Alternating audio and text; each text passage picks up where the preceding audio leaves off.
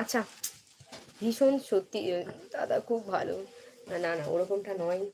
তুমি যেটা ভাবছো একদমই নয়। তারও ও হচ্ছে বিজনেস করে আসলো, আর আমি ছেলে মেয়েদের খাইয়ে ঘুম পাড়িয়ে তারপরে হচ্ছে গিয়ে বসেছি, বুঝেছো?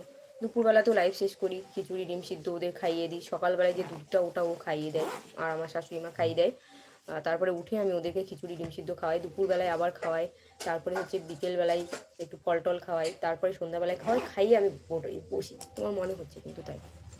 তো বিজনেসম্যান, কোম্পানি করে, ওকে টাইম পায় কোথায়?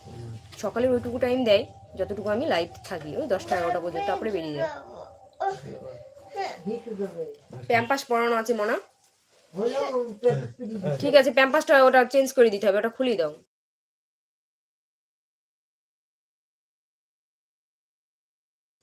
আচ্ছা, তারও ছেলে মেয়ে সামলানো মানে বিশাল ব্যাপার। হ্যাঁ গো, সত্যি কথা বলতে আমার হাজবেন্ড ছিল না আজকে, ওর দিদির বাড়ি ঘুরতে গেছিল। সকালবেলায় লাইভ করতে গিয়ে আমার 12টা বেজে গেছে। এদিকে শাশুড়ি মা আর এখন পারে না, ছোটবেলায় পারতো একসঙ্গে দুটোকে, এখন আর পারে না।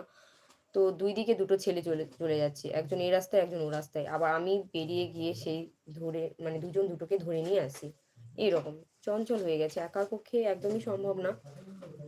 পাগল করে দিয়েছে আজকে আমাকে।